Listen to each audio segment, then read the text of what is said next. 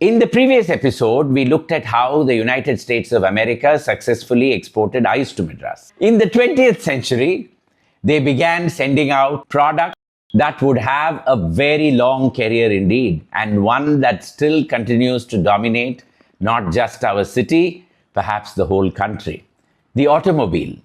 Let us see how Madras welcomed the American automobiles and what the Americans did in order to make a success out of their cars in this city.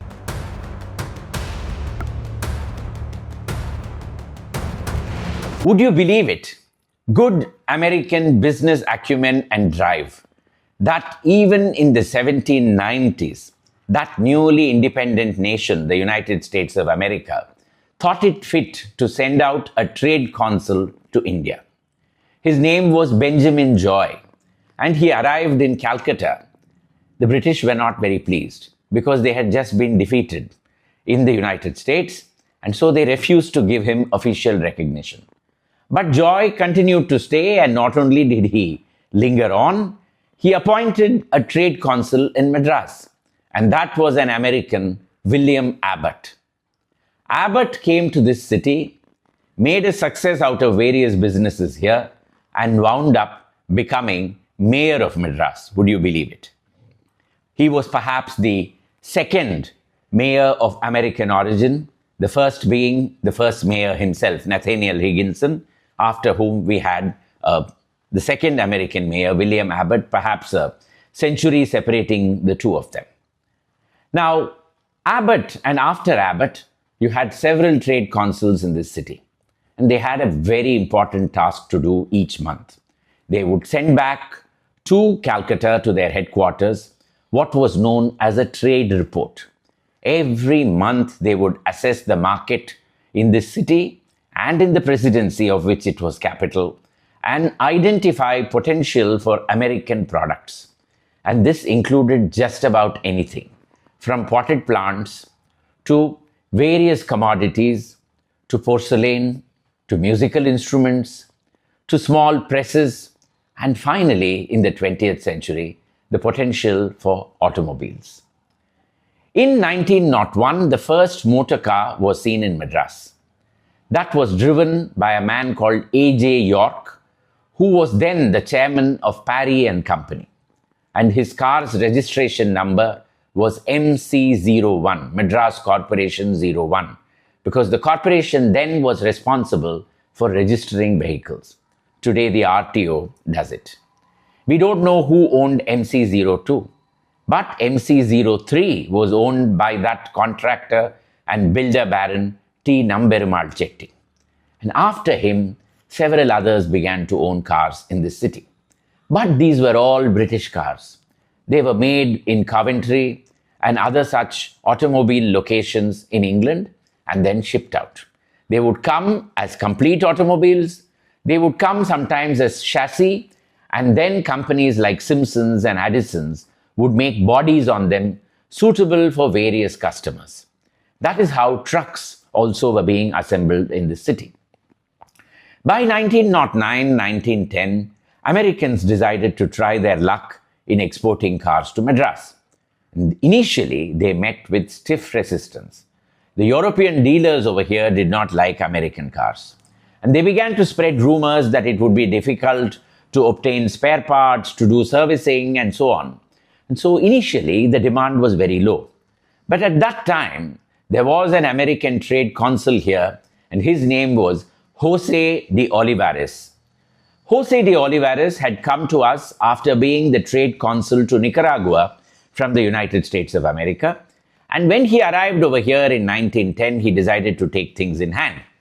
The first thing he did was to convince the government of Madras to place an order for 10 American automobiles to be used for their service in the grand coronation darbar that would take place in Delhi in 1911, the only time a king emperor of England was coming to India to be crowned over here. And the government of Madras, surprise, surprise, placed an order for 10 cars. That was the first time that American cars were seen in this city. People began to sit up. Surely, if the government was placing an order for American cars, they couldn't be that bad. Thereafter, Jose wrote back to the United States saying that what we need are catalogs and intense canvassing of all the dealers, the influential buyers, by which he meant the Rajas, the Maharajas, and the senior government servants, and finally what he termed as the most influential motor club of South India. This was the South Indian Motor Union, which would later become the Automobile Association of Southern India. All of these people were canvassed, and by 1911, when the city had 480 cars registered in it, 1/3 had become American cars. So there were actually 100 or 150 or a little more than that cars of American manufacture competing with British cars, German cars, French cars, all of which existed in this city at that time. And then came 1914, the First World War. Jose de Olivares was going back as the trade consul to Canada, but he wrote that this is the right time for us to capture the German market share in Madras city, because German cars will no longer be available. People will be looking for alternatives. This is the time that we need to push American cars in this city. And sure enough, they did it. And then the demand boomed once again for American cars. Then in 1920s, there is an entire marketing document put together by Batchelder, who was the trade commissioner in the United States. And this document talks about selling or marketing automobiles in India. And there is a whole section devoted to selling cars in Madras as well. And this document says, do you know something? The Indians are now going through a new phase. They are fighting for independence and they are declaring Swaraj. And so this is the right time when they will begin boycotting British goods. With Americans, they don't have that same feeling and they are willing to accept American goods. And therefore, we need to push our American cars a little further. By the time the share of American cars in the whole country was 11,000. This was a very big number for that time. In 1926, General Motors and Ford declared that they would begin assembly operations in India. General Motors was the first, opening its plant in Sivri in Bombay. The cars would arrive as completely knocked down kits, and then they would be assembled, the cars and the trucks. They would be assembled there. Ford, though it had registered Ford Motor Company India even earlier, took its time and finally in 1930 declared that it would have 3 assembly operations: Calcutta, Madras and Bombay. The first of these was set up in Madras city. And in typical American fashion, the launch of Ford cars was a sensation. There was a procession of Ford cars and trucks from the harbour into all the principal streets of Madras city. And on many of the cars, there were billboards. And on the billboards, there were messages as to why American cars needed to be purchased. Spares were far easier, they were cheaper, the cars were more reliable, and it became a great success. Now, where exactly was Ford assembling its motor cars? Was it in Maraimalai Nagar? No. At that time, Maraimalai Nagar did not even exist. Ford cars were being assembled on Mount Road. And where in Mount Road is the next question. The address of the Ford office is given as 200 Mount Road. Now, when we look at the street addresses and the door numbers of the 1930s, we know that 201 Mount Road was Cudden's building, which is today known as Gov building, which is where the Mercedes-Benz showroom is. And next to it was 201 Mount Road. 199 was what is today Agarchand Mansions. 200 was Gov building. 201 was clearly on the left of Gov building. That was a property that was owned by Simpson and Company. And very clearly, they rented it out to Ford so that Ford could assemble its cars over there.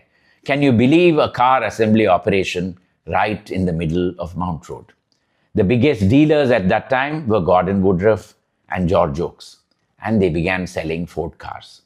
A bigger success, however, was General Motors, because by the time of the Second World War, they had identified the dynamic TVS Motor Company as their, or TV Sundaram Iyengar and Sons, as their dealers and distributors.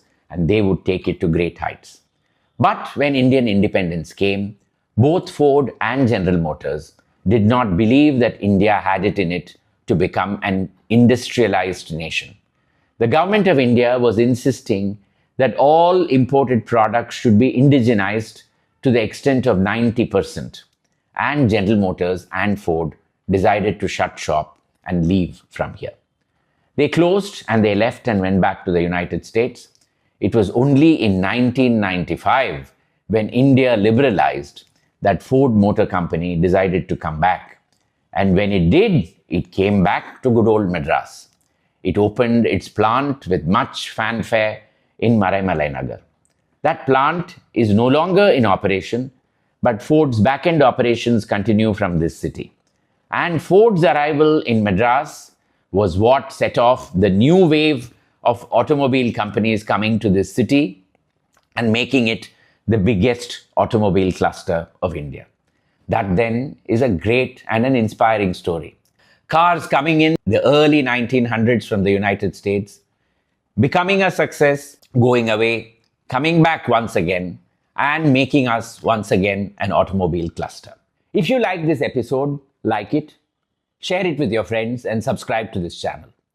I promise to be back next week with further episodes from the history of Madras, that is Chennai. Bye for now.